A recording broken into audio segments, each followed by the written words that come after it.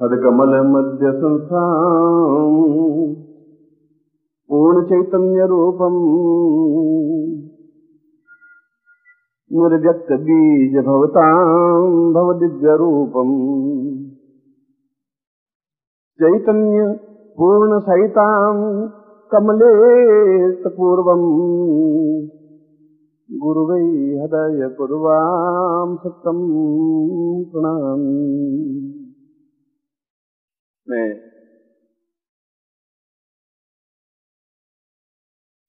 भारत के श्रेष्ठ ऋषि विश्वामित्र संहिता के चतुर्थ अध्याय से इस श्लोक का उच्चारण कर रहा हूं। कुल 12 अध्याय में उन्होंने 4 अध्याय पूरे के पूरे गुरुदेव के बारे में ही लिखा है। विश्वामित्र जैसा अद्वितीय ऋषि, विलक्षण ऋषि, जरूर कोई बात होगी कि इस 2 अक्षरों के शब्द में कोई ऐसी चीज जरूर होगी जिसके लिए उसको 4 अध्याय लिखने पड़े, और लिखा, उसके ऊपर कोई दबाव नहीं था। तो श्लोक में यह बताया गया है कि जीवन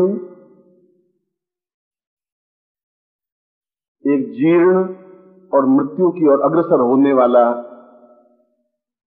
तत्व है जो निरंतर मृत्यु की ओर ही बढ़ रहा है। आज हम भले कितने गुमान करें, कितने घमंड करें कि मैं यौवनवान हूं, सुंदर हूं,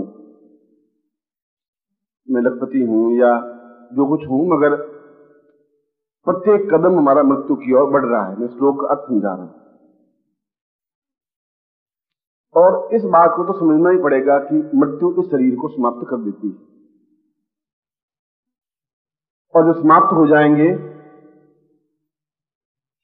तब जीवन का सार, जीवन का तत्व, हम क्यों पैदा हुए, हमारा उद्देश्य क्या था, हमारा लक्ष्य क्या था, हम किस गति से बढ़ रहे हैं, और क्या हम अपने जीवन को एक रोशनी से भर सकते हैं जो चारों तरफ अंधकार दिखाई दे रहा है।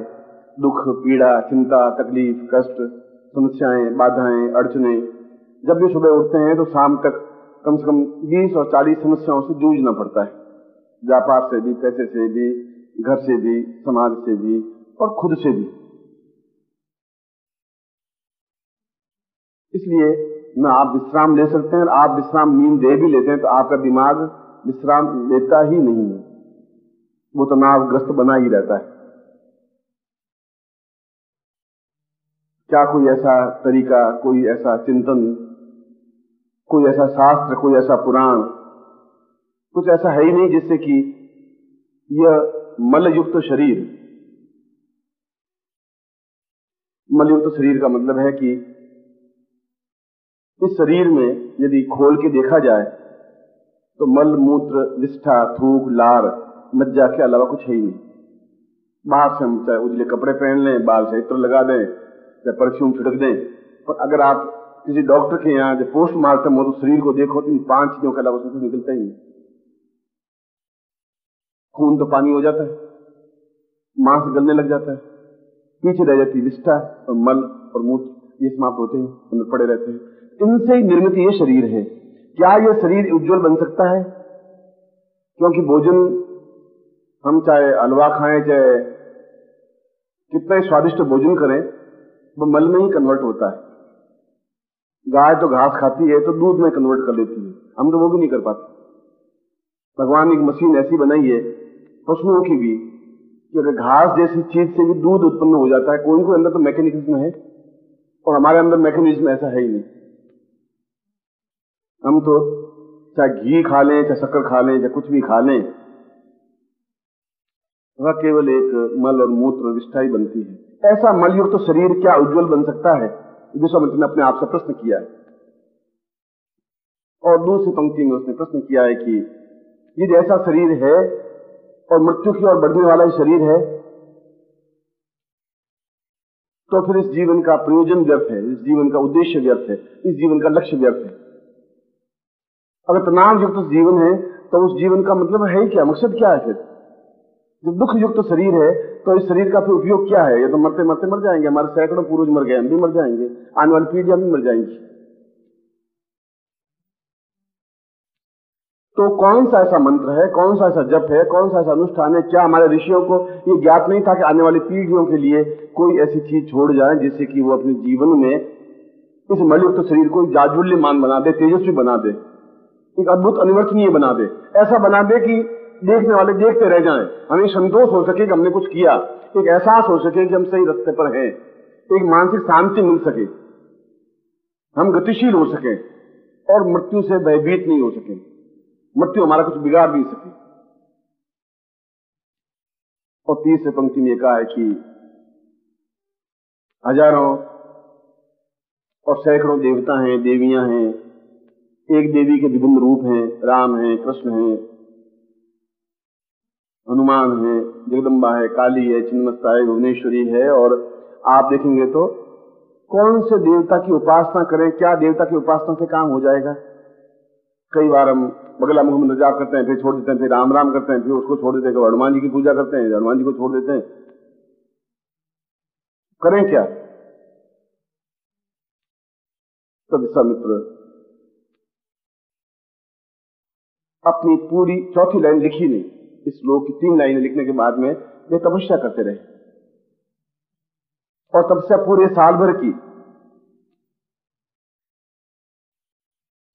पर्ण नीर सदैवत्वाम पूर्ण तपः मनश्चितिम ताम चतुर्थम पंक्तिश्च ससार भवोच्यते। उन्होंने पत्ते और पानी खाकर के साल भर तपस्या की और इस चिंतन को लगाया कि वास्तव में इसका उद्देश्य, हेतु, उपाय क्या है। और उन्होंने बताया कि केवल गुरु शब्द ऐसा है जिसको हम देखें नहीं, कि वो देखने की चीज नहीं है, कोई पदार्थ नहीं है, वह छूने की चीज भी नहीं है कि उसको स्पर्श करें, उसको उठा के ले जाने की भी जरूरत नहीं है। और केवल उद्देश्य है कि यदि व्यक्ति उस शरीर में, जो शरीर मांस, मज्जा, लार, थूक जैसा शरीर है, उसको पूर्ण शुद्धिकरण करके और उसमें जाज्वल्यता, अंदर से प्रकाश फूटेगा बाहर, तो चेहरे पर एक तेजस्विता दिखेगी।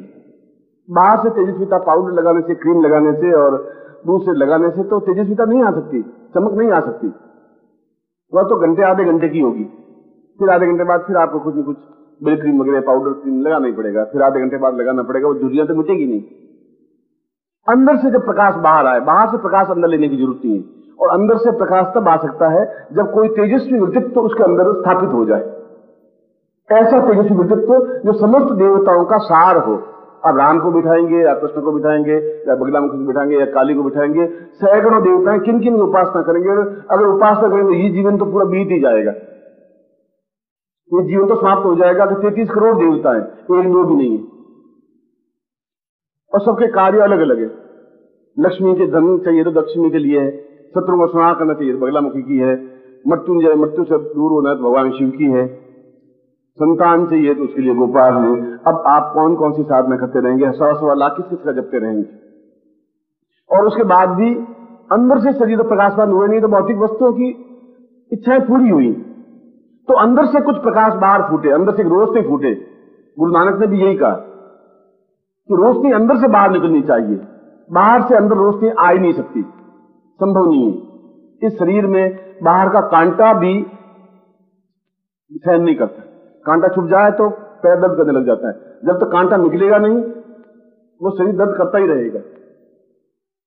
इस बाहर की रोशनी तो अंदर आ ही नहीं सकती, अंदर से कोई रोशनी बाहर निकले, और अंदर से रोशनी बाहर तब निकलेगी जब कोई तेजस्विता उसके अंदर स्थापित हो सकेगी, उस शरीर के अंदर, उसके हृदय में, क्योंकि मूल स्थान वही है। हृदय बंद, आदमी बंद, समाप्त।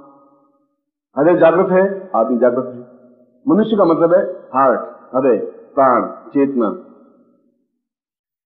क्योंकि उससे उपयुक्त स्थान शरीर में कहीं है ही नहीं, उससे मूल्यवान कोई स्थान नहीं है। और उस मूल्यवान शरीर में यदि समस्त देवताओं के पूंजीभूत स्वरूप, क्योंकि शास्त्रों में कहा है कि गुरु ब्रह्मा गुरु विष्णु, तो बोला नहीं, गुरु देवो महेश्वर, गुरु साक्षात पर ब्रह्म, अगर तुम ब्रह्मा की पूजा करना चाहते हो, विष्णु की या रुद्र की, या पर ब्रह्म पुण्य जागरण करके पर ब्रह्म तक पहुंचना चाहते हो, तस्मै श्री गुरुवे नमः। सबको देवताओं का अगर एक ही रूप देखना है तो फिर गुरु को ही देखना पड़ेगा तुम्हें। ये चौथी पंक्ति साल भर बाद उसको ज्ञान चेतना मिली, तब उसने इस सारभूत तथ्य को लिखा कि यदि मैं अपने शरीर में उस स्थान पर गुरु को स्थापन कर लेता हूं तो उसके अंदर जितना ज्ञान, जितनी चेतना, जितना वैराग्य, जितनी भक्ति, जितनी पूर्णता, जितनी तपस्या, वह एक साथ मुझे प्राप्त हो जाएगी। अगर मैं किसी शादी कर लेता हूं तो वह लड़की, उस लड़की का यौवन, उसका सुंदर, उसका स्वरूप, उसका सौंदर्य, वो सब एक साथ प्राप्त हो जाएगा। ऐसा नहीं कि लड़की मिल गई सुंदरता आदमी मिल जाएगी, सुंदरता लड़की मिल गई फिर यौवन, ऐसा नहीं हो सकता, वो एक साथ ही मिलेगा। अगर गुरु हृदय में स्थापित हो गए तो फिर वो अपनी, उसके पास जितना भी ज्ञान है वह सारा ज्ञान का समूह अपने आप में स्थापित हो जाएगा। स्थापन हो जाएगा तो ज्ञानम तपस्या वै एतम सपूर्ण मदभ उच्यते स तेजस्विताम स चैतन्यम स मृत्युर्भय भीता। वह तेजस्विता, वह गुरु ऐसा है जो मृत्यु की भीत को, मृत्यु के डर को मिटाने वाला है, क्योंकि वह तेजस्वी है, वह प्रकाशवान है, वह चैतन्य है, वह प्राणवान है और पूरे शरीर को जगमगाने के योग्य है, समस्त देवताओं का पुंजीभूत स्वरूप है। और इसीलिए शास्त्रों में विश्वामित्र ने जब कहा तो दो टूक स्पष्ट शब्दों में कहा कि मैं और कोई देवता की उपासना नहीं करूंगा, मुझे जरूरत है ही नहीं। आज तक तो की और मैं गलती पर था, इसके अगले श्लोक में ये बताएं। पर आज मुझे पहली बार आंख खुल गई है कि मैं फालतू पत्तों को पानी पिला रहा था, और पत्ते तो हजारों हैं, पेड़ में कितने पत्तों को पानी पिलाऊंगा, और उसके बाद पेड़ सूख जाएगा। जड़ में पानी दूं तो पेड़ हरा भरा रहेगा ही। और पहली बार ज्ञान चेतना मुझे पैदा हुई कि यदि मैं गुरु को स्वयं साकार रूप में अपने हृदय में स्थापन कर लूंगा, उनका सारा ज्ञान, उनकी चेतना, उनका प्रकाश और मार्गदर्शन और मृत्यु से परे हटने की क्रिया और शरीर का जाज्वल्यमान तेजस्विता अपने आप में प्राप्त हो ही जाएगी। और उसके बाद में उन्होंने किसी देवता की उपासना नहीं की, और उससे ऊंचा कोई सन्यासी योगी रहा ही नहीं। वशिष्ठ और उस समय के जितने और गर्ग, अत्रि, कणाद, पुलस्त्य थे, वे सभी उनके शिष्य बनने के लिए आतुर थे। जो राम को जिसने शिक्षा दी कि तुम युद्ध करो, जैसे एक मामूली आदमी को, एक दशरथ के छोटे से राजकुमार को एक ऐसा महापुरुष बना दिया जो आज भी हम सैकड़ों मंदिर उसके बना दिए गए। विश्वामित्र में ताकत थी, क्षमता थी, क्योंकि उसके हृदय में वो प्रकाश था, तेजस्विता थी। मैं समझता था कि मैं इसको बहुत ऊंचे पे उठा ले जा सकता हूं, मैं इसको सामान्य आदमी से एक अवतार बना सकता हूं, महापुरुष बना सकता हूं, क्योंकि वह सही अर्थों में गुरु था। और यदि मैं सही अर्थों में गुरु हूं तो मैं आपके हृदय में स्थापित होकर बहुत ऊंचाई पर आपको उठा सकता हूं। ये गारंटी है, चैलेंज है, ये स्पष्टवादिता है। अगर विश्वामित्र कर सकता तो मैं क्यों नहीं कर सकता? कोई आकाश से टपका हुआ व्यक्ति तो था नहीं। अगर उसमें गुरुत्व था तो मेरे में गुरुत्व कहां चला गया? यदि वह एक राम को मतलब अवतार बना सकता है तो मैं तो सैकड़ों लोगों को राम बना सकता हूं, हजारों लोगों को राम बना सकता हूं। यदि मुझमें ज्ञान, मेरी चेतना, मेरा प्रकाश, मेरा उज्ज्वलता है, और उज्ज्वलता तो अपने आप चेहरे से, उसकी शब्दों से, उसकी वाणी से अपने आप स्पष्ट हो जाती है। डरपोक कायर आदमी बहुत छुप छुप करके डरता हुआ बोलेगा, मैं तो दो टूक साथ बोल लेता हूं, चाहे पंडितों की भीड़ हो, चाहे शिष्यों की भीड़ हो, चाहे और किसी भीड़ हो।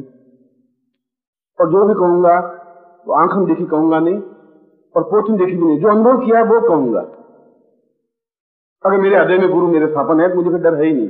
और तुम्हारे हृदय में अगर गुरु स्थापन है तो फिर अन्य किसी प्रकार की उपासना, चिंता और किसी प्रकार की कोई साधना, ध्यान करने की आवश्यकता है ही नहीं। यहां गुरु अगर कहे तुम लक्ष्य लगाओ तो फिर लगाओ, गुरु कहे कि मंत्र जाप करो फिर करो, उसके मार्गदर्शन में चलना पड़ेगा। फिर आप नहीं रहेंगे, फिर आप अपना हाथ गुरु का हाथ में सौंपना पड़ेगा। दो चीजें एक साथ नहीं चल सकती। या तो आप अपना हाथ सौंप दें कि आप जो चाहें करें, मगर मैं एक अद्वितीय व्यक्तित्व बना दें मुझे, फिर आप अपने मन की चलाते रहें तब गुरु कुछ कर नहीं पाएगा। विश्वाराम ने बिल्कुल अपना घर छोड़ दिया, राजबाग छोड़ दिया, सब कुछ छोड़ दिया और विश्वामित्र के आश्रम में जाके रहे। अब आप जाने, मगर मैं अद्वितीय बनना चाहता हूं, मैं छोटा मोटा राजकुमार नहीं रहना चाहता। और विश्वामित्र उनको वो कार्य सौंपते, राजकुमार को लकड़ियां काट के ला, चूल्हा जला, खाना बना। और पास में दशरथ का बेटा, दशरथ के राज्य में विश्वामित्र खुद रहते थे, उसी जंगल में, वहां से अयोध्या 20-30 किलोमीटर दूर। उनका तुम घर जाओगे नहीं, माँ बाप को याद करोगे नहीं, जो मैं कहूंगा तुम्हें वही आज्ञा देनी है। और 6 महीने तक राम और लक्ष्मण से उसने रोटियां बनवाई।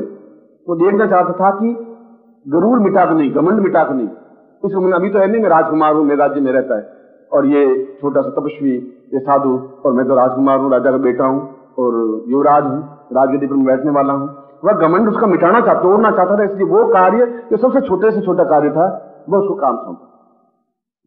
गुरु ग्रंथ साहब ने भी कहा है कि किसी सरदार को, किसी को यदि कोई गलती की है तो जूते साफ करने के लिए बाहर बिठाता है, चाहे वो कितने मंत्री हो, तो बिठाए बाहर। आज भी उनको तनखैया जो होते हैं उनको बाहर बिठाते हैं, सबसे पहले गुरुद्वारे में जूते साफ रख के, उस नीचे कोई काम नहीं है, जूठे बर्तन बनवाते। राजसूय यज्ञ हुआ तो कृष्ण को पूछा कि सबको काम सौंपा युधिष्ठिर ने, कृष्ण को पूछा कि आपको मैं क्या काम सौंपूं, आप तो अवतार हैं, महापुरुष हैं, अद्वितीय व्यक्तित्व हैं और पूजनीय है, मैं आपको क्या काम सौंपूं? उसने कहा इतना ही, जितने ब्राह्मण हो 10,000 ब्राह्मण, उनकी झूठी थालियां मैं मान दूं, बस उस जगह मुझे बिठा दीजिए, वही मेरा कार्य। लघुता से ही जीवन पूर्णता प्राप्त हो सकती है, क्योंकि अंदर जब गुरु स्थापन होंगे तो अपने आप नम्रता, प्रेम, दया, ममता, करुणा, स्नेह, अटैचमेंट, जो मानवीय गुण अपने आप प्राप्त हो जाएंगे। उसके साथ साथ विद्वत्ता, ज्ञान, धैर्य, क्षमता और सफलता निश्चित रूप से उनको प्राप्त होती ही है। असफल हो ही नहीं सकता, वो संभव नहीं है, क्योंकि उसको अपने आप मानसिक चेतना मिलती रहती है, क्या सही है क्या गलत है, मैं किस रास्ते पर हूं, और परिस्थितियां अपने आप हंसी रहती है। जब सूर्य उगता है तो अपने आप अंधकार छिड़ता रहता है, सूर्य बोलता नहीं भाई अंधकार तुम हटो, अब मैं आ रहा हूं, ऐसा बोलता नहीं, वो तो अंधेरे को हटना ही पड़ेगा। जब गुरु अंदर स्थापन है तो अंदर सामने जो समस्याएं बाधाएं उनको हटनी ही पड़ेगी, दोनों चीजें एक साथ चल नहीं सकती, और वो हटेंगी तो रास्ता बिल्कुल सुगम है, तेजी से साथ दौड़ सकोगे, और दौड़ सकोगे मृत्यु और माम अमृतम गमय, मृत्यु से एकदम कन्वर्ट हो जाएगा। अभी आप मृत्यु की ओर जा रहे हैं और गुरु स्थापन होंगे तो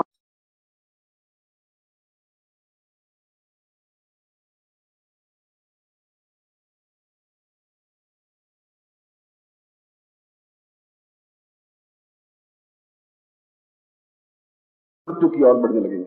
और शास्त्र ने कहा कि व्यक्ति को चाहिए कि मृत्यु और माम अमृतम गमय, मैं मृत्यु से अमृत्यु की ओर जाऊं, और इसके लिए आधारभूत तथ्य यही है कि हम गुरु की महत्ता को समझें, पहली बात। दूसरी बात, गुरु के प्रति पूर्ण श्रद्धा हो, श्रद्धावान लभते ज्ञानम, श्रद्धा नहीं है तो प्राप्त हो नहीं सकता, कुछ भी प्राप्त नहीं हो सकता। तीसरी बात, समर्पण, मैं अपना हाथ आपके हाथ में सौंप दिया। यदि आपने देखा होगा कि कन्यादान करते हैं तो लड़की का हाथ सौंपते समय मंत्र में लिखा हुआ कि इस लड़की को मैं आपको समर्पित करता हूं, अब इसके ऊपर मेरा अधिकार नहीं है, इसका खुद का भी अब इसके ऊपर अधिकार नहीं, आप जाने आपका काम, पति को सौंप देते।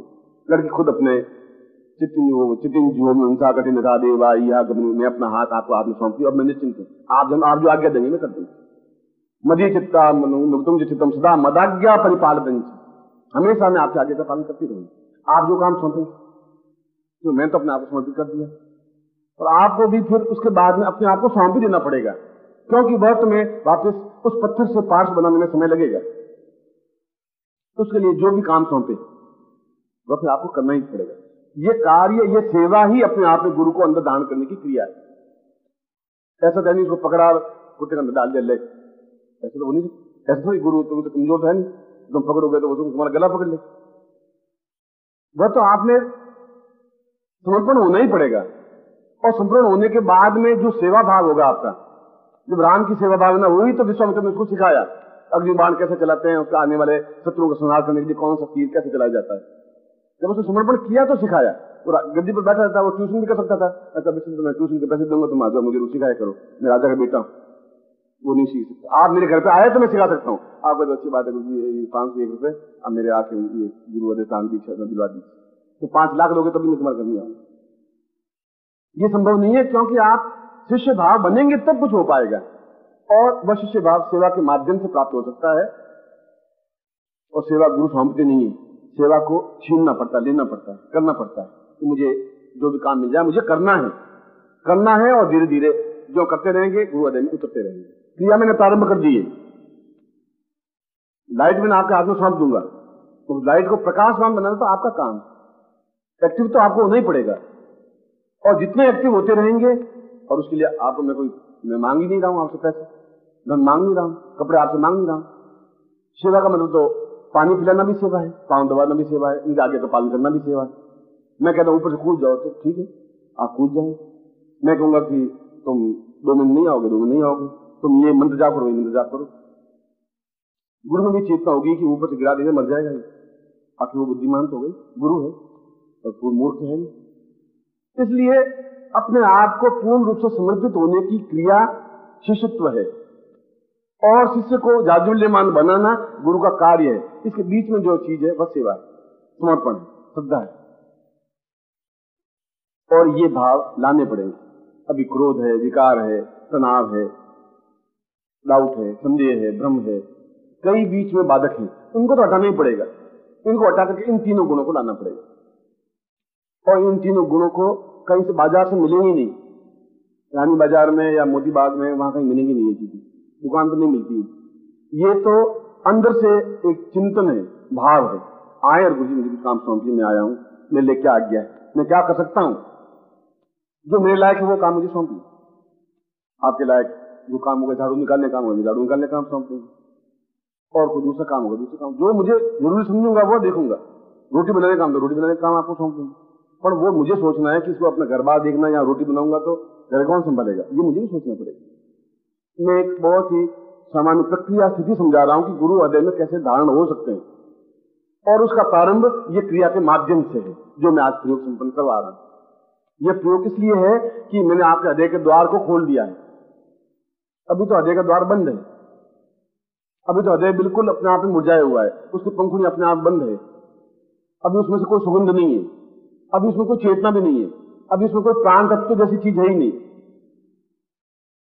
अभी उसमें कोई ऐसी विस्फुरण नहीं है जिसके माध्यम से आप एहसास कर सकें कि ये रास्ता, ये अंधकार कैसे हटेगा।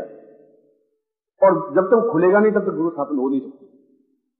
ये उसका उस हृदय कमल को खोलने की पहली सीढ़ी है, पहली क्रिया है, और उसको 16 पंखुड़ियां अपने आप में खोलती रहेंगी और गुरु स्थापन होते रहेंगे। और जब गुरु स्थापन हो जाएंगे तो अपने आप में राम बन जाएंगे, कृष्ण बन जाएंगे, बुद्ध बन जाएंगे, महावीर बन जाएंगे, चैतन्य महाप्रभु बन जाएंगे, ईसा मसीह बन जाएंगे, कुछ भी बन जाएंगे, बनेंगे ही बनेंगे अपने आप में अद्वितीय। चाहे आर्थिक क्षेत्र में हो, चाहे सामाजिक क्षेत्र में हो, चाहे राजनीतिक क्षेत्र में हो, किसी भी क्षेत्र में हो, आप अद्वितीय बने। तो ये जरूरी नहीं है कि आप मतलब सेवा भाव ही रखें। मैं तब एहसास कर सकूंगा, गुरुत्व तब तो मेरा सही होगा कि आपको मैं आज दीक्षा दिए 7 वर्ष बाद देखूंगा आप इतनी ऊंचाई पर हैं, आर्थिक दृष्टि से बहुत ऊंचाई पर हैं, सामाजिक सम्मान की दृष्टि से बहुत ऊंचाई पर हैं, चेहरे पर तेजस्विता है, ओज है, प्रभाव है। 7 भर और 6 महीने में इतना डिफरेंस आया है, वो डिफरेंस में महसूस करूंगा तो एहसास करूंगा कि मैं सही ढंग से प्रयोग करवाया। आपको एहसास होगा कि वास्तव में पहले से मुझे दृढ़ता, हिम्मत, साहस, क्षमता, पौरुष, पुरुषार्थ, चेतना, जागृति आई है, और पहले दिमाग कम हुए, पहले समस्याएं कम हुई हैं, अंधेरा छंटने लगा है।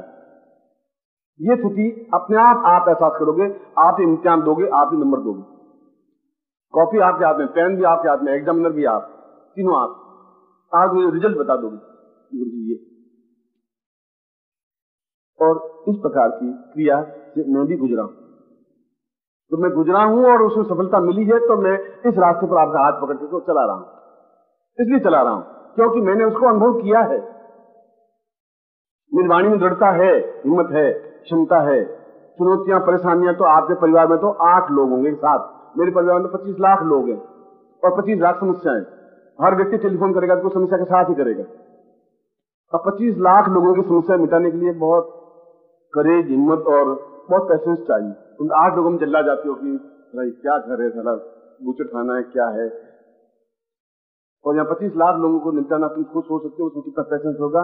ये पैसेंस इसलिए है कि अंदर कोई रोशनी है, प्रकाश है, अपना मार्ग दिखाती रहती। आप भी उसी रास्ते पर गतिशील हो सकें, उतनी तेजस्वी बन सकें। मैं आपको साधु नहीं बना रहा हूं, मैं आपको सन्यासी भी नहीं बना रहा हूं, मैं आपको योगी नहीं बना रहा हूं, मैं आपको मंत्र जाप भी नहीं करवा रहा हूं, मैं आपको बना रहा हूं अद्वितीय। आपके मुकाबले में दूसरा बन ही नहीं सके समाज में, आपके परिवार में। आपके मुकाबले आपके जैसा दूसरा बन जाए तो फिर बात ही क्या हो गई।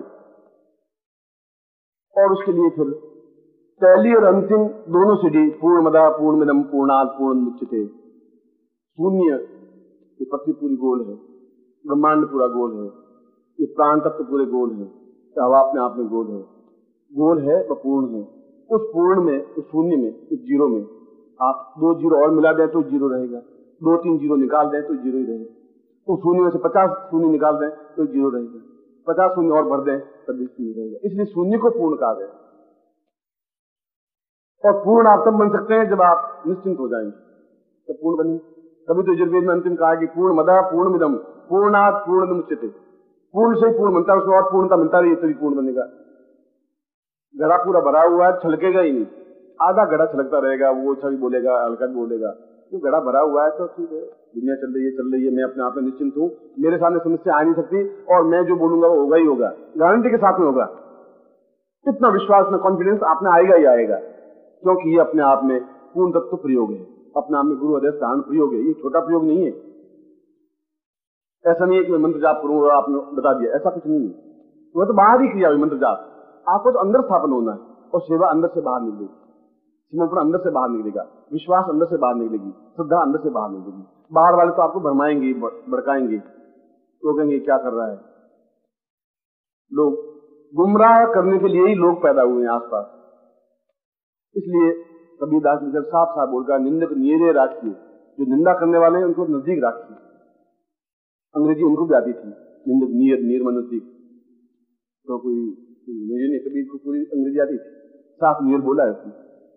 तो निंदक नियरे राखिए, उसने कहा जो निंदा करने वाले उनको और नजदीक रहो। मित्र तो कोई बाद में मिल जाएंगे, कोई बाद में कहां जाएंगे। और नजदीक भी मतलब अपने आंगन में एक झोंपड़ी बना उसमें रखिए आराम से। निंदा करने वाले बिन पान नहीं साबुन मान निर्मल करे स्वभाव, क्योंकि वही एक ऐसा व्यक्ति है जो निंदा करने पर भी आप में कोई भाव चिंता होती नहीं। कुत्ता भौंक रहा है, भौंकने दीजिए, घर के आंगन में भौंकने दीजिए, कोई प्रभाव नहीं पड़े। इससे बाहर आपको भड़काएंगे, कहेंगे तुम कुछ नहीं, इससे कुछ नहीं होगा, ये यही कहेंगे। क्योंकि मेरे घर में एक ड्राइंग रूम है, ऊपर एक मंदिर और 12 बाथरूम, लैट्रिन 12, मंदिर तो एक, लैट्रिन 12। इस समाज में भी लैट्रिन 12 है, मंदिर तो एक ही। तो हम किन किन बाथरूमों को धोते रहोगे तुम? होने दीजिए। बाथरूम का काम बाथरूम ही होगा।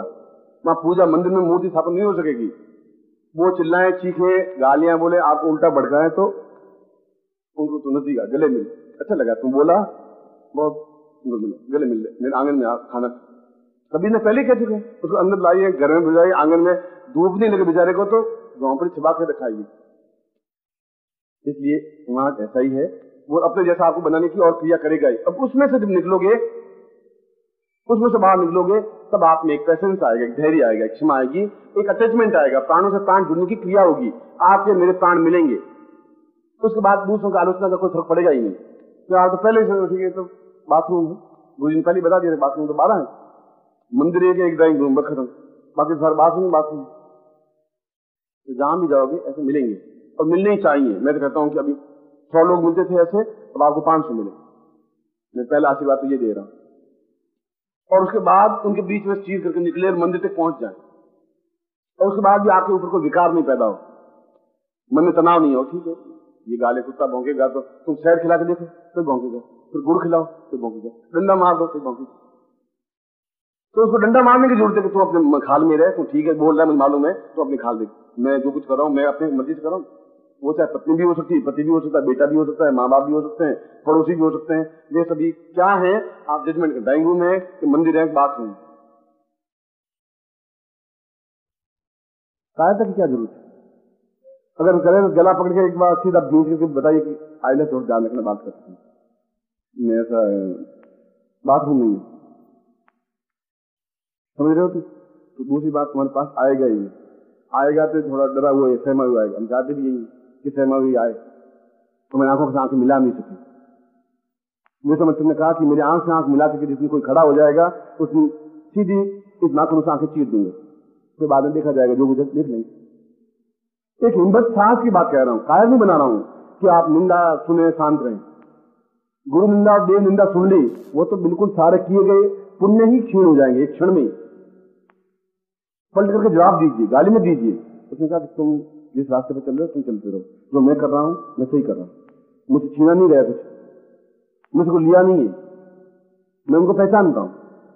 कई जन्मों के संबंध होंगे, संस्कार होंगे, प्राण से आप में नहीं होंगे, आप में नहीं होंगे, आप तालाब का पानी पिएंगे, मैं मानसरोवर का पानी पी रहा हूं, बस उसमें क्या फर्क है? मैं गंगा का पानी पी रहा हूं, तुम तालाब का पानी पीते रहो, मैं आपको रोक नहीं रहा हूं, क्योंकि वो तालाब तो सूख जाएगा, मानसरोवर सूखेगा नहीं। ये सारी बात कहने के पीछे मेरा उद्देश्य ये था कि आप कौन हैं और किस प्रकार से इस शरीर, मलयुक्त शरीर को अपने आप में जाज्वल्यमान बनाना है, तेजस्विता युक्त बनाना है, और बने, और जल्दी से जल्दी बने। इसके लिए आपके मेरे प्राणों का अपने आप में विसर्जन होगा। या तो मैं तुम्हारे शरीर में समा जाऊंगा, अरे में दान हो जाऊंगा, या आप मेरे, जब मैं हो जाऊंगा तो आप ले। जल में कुंभ, कुंभ में जल है, बाहर भीतर पानी। उसने कभी ने कहा कि एक तालाब घड़ा भरा हुआ है और उस तालाब के अंदर थोड़ा उसको डाल दीजिए। अब घड़े का पानी अलग है, उस तालाब का पानी अलग है, दोनों पानी अलग अलग है तो एक ही चीज। उस घड़े में भी जल है, वो तालाब में भी जल है। अब दोनों पानी अलग अलग है, पर घड़े का पानी तो सड़ जाएगा। आप मटकी को मत धोइए, 5 मिनट बाद उसमें कीड़े पड़ जाएंगे, 10 मिनट बाद तो आप पानी पीने लायक रहेगा ही नहीं। अब उसको शुद्ध कैसे बनाए? फूटा कुंभ जल जल ही समाना, ये तत्व कहा गया नहीं, ज्ञानी ने ये मूल बात ये कही है कि उस घड़े को फोड़ दीजिए तो वो पानी, उस पानी मिल जाएगा, अपने आप में शुद्ध बन जाएगा, चैतन्य बन जाएगा। इसलिए या तो आप मुझ में समा जाएं या मैं आप में समा जाऊं, और समाएंगे आप, मैं आप में समाऊंगा तो आप जरूर मुझ में हृदय में स्थापन होंगे ही होंगे। उन दोनों के बीच में फिर गैप रह नहीं सकता, फिर डिफरेंस नहीं रह सकता। इसलिए अपने प्राणों से जोड़ने की क्रिया है। मैं आपके प्राणों में पूर्ण रूप से जुड़ूं, आपके प्राण पूर्ण रूप से मेरे पास हों, आपका हृदय, आपकी चेतना, और वह उन दोनों के बीच में रास्ता सेवा भाव करा। और सेवा भाव की जरूरत ये नहीं मेरा पांव दबाएं या कोई कार्य करें। एक मन में एक भावना है कि मुझे काम सौंपे और मैं कार्य करूं। गुरु सौंपेगा ही नहीं, उस सेवा को छीननी पड़ेगी आपको। आप में जो एबिलिटी है वो उनके सामने व्यक्त करने की, गुरु जी मैं ये कर सकता हूं, मैं ये कार्य करना चाहता हूं। वो कहेगा ठीक है, तेरी इच्छा है, करना तो कर, मत करना और मत कर, कोई बात नहीं। वो कहा नहीं और गुरु लालची बना नहीं। गुरु लालची तजो चेला अलसेटा, और चेला अगर सेवा नहीं करता है तो ऐसे चेले को भी छोड़ देना चाहिए। पिता विधर्मी तजो, तजो नालायक बेटा। नालायक बेटा वो क्या कहेगा? बदनामी करेगा। और पिता अधर्मी है, जो धर्म को समझता नहीं, प्राण को समझता नहीं, उसको भी छोड़ देना चाहिए। शास्त्र तो साफ साफ। इसलिए मैं आज का प्रयोग अपने आप में जाज्वल्यमान प्रयोग है, एक अद्भुत प्रयोग है, एक चैतन्यमान प्रयोग है।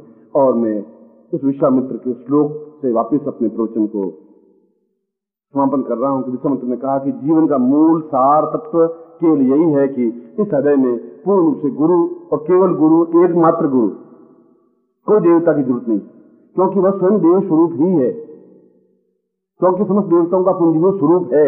इसलिए मैं उसको हृदय में स्थापन कर लूं, और जब स्थापन कर लूंगा तो शरीर मलिप्त नहीं रहेगा, जाज्वल्यमान बन जाएगा, तेजस्विता युक्त बन जाएगा। उसी प्रयोग को, उस विश्वामित्र प्रयोग को ही, जिसके माध्यम से वो आज उतने 1000 वर्षों के बाद भी आज प्रकाशवान है, पुंजीभूत स्वरूप है, और श्रद्धा के साथ उसका नाम हमने देवता लेते हैं कि ऐसा ऋषि पैदा हुआ ही नहीं, ऐसा तेजस्वी एकदम से बोलने वाला व्यक्तित्व नहीं पैदा हुआ। उसी प्रयोग को मैं आपको संपन्न करवा रहा हूं, और मैं आपको आशीर्वाद दे रहा हूं कि वास्तव में आप एक अद्भुत तेजस्विता युक्त और चैतन्य बने, प्राणवान बने, और अपने समाज में और कुल में और परिवार में और आसपास के लोगों में और देश में और संसार में एक बहुत ऊंचाई पर उठे, और निश्चित रूप से उठेंगे ही, ऐसा मेरा आपको आशीर्वाद है। ऐसी कल्याण कामना करता हूं।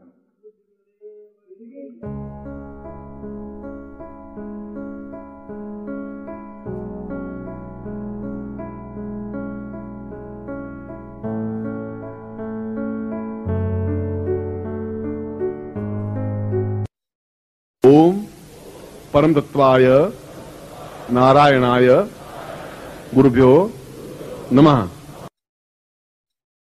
ओम ह्रीं मम प्राण देह रोम प्रतिरोम चैतन्य जाग्रय ह्रीं ओम नमः। ओम भूर्भुवः स्वः तत्सवितुर्वरेण्यं भर्गो देवस्य धीमहि धियो यो नः प्रचोदयात्।